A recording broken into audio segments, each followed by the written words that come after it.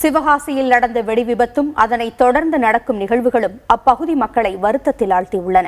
வெடி விபத்து நடந்த இந்த இடத்தைப் போலவே மேலும் பல இடங்களிலும் அனுமதி இல்லாமல் பட்டாசு கடைகளில் ரசாயன பொருட்கள் வைக்கப்பட்டுள்ளதாக இவர்கள் குற்றம் சாட்டியுள்ளனர். தொடர்புடைய துறை அதிகாரிகள் உரிய நடவடிக்கை எடுக்கவும் மக்கள் கோரிக்கை விடுத்துள்ளனர். நாங்கள் மக்கள்லாம் தப்பிச்சு உயிர் பொழைச்சவங்க நாங்களாம் எல்லாம் வீட்டை விட்டு வெளியே ஏறிட்டோம் சார்.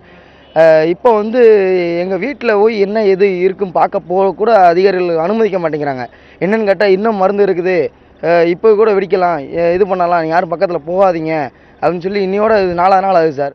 இருக்கிற ஒரு 50-60 வீடு எல்லாம் காலி பண்ணி போங்கன்னு பற்றி விட்டாங்க. இங்கேருந்தேவும் நாங்கள் இப்போதைக்கு சனிக்கிழமை நைட்டு வெடிச்சது, இன்னைக்கு செவ்வாய்க்கிழமை சாப்பிட்றதுக்கு நாங்கள் என்ன செய்வோம், பிள்ளைக்குட்டி என்ன செய்ய, துணிமணி கூட உள்ள சர்டிஃபிகேட்டு படித்து சர்டிஃபிகேட்டு வீட்டு பாத்திரம் எல்லாம் உள்ளே இருக்குது, எல்லாம் பாதி அடிச்சிருச்சு. இன்னொரு 1000 பட்டாசு கடையும் 100 அடி டிஃப்ரெண்ட்டில் தான் இருக்குது. இவங்க சொல்லக்கூடியது 400 மீட்டர் வெடிக்கும், 300 மீட்டர் வெடிக்கும்னு சொல்கிறாங்க.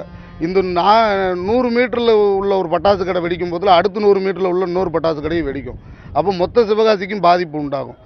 மக்களுக்கு என்ன செய்யணும் அப்படிங்கிறத விபத்து வர்றதுக்கு பிறகு செய்கிறத விபத்துக்கு முன்னாடியேவும் இந்த அரசு இந்த அதிகாரிகளும் செஞ்சுருந்தாங்கன்னா இவ்வளோ பெரிய விபத்து வந்திருக்காது. சிவகாசிக்குள்ள மக்கள் வசிக்கக்கூடிய பகுதியில்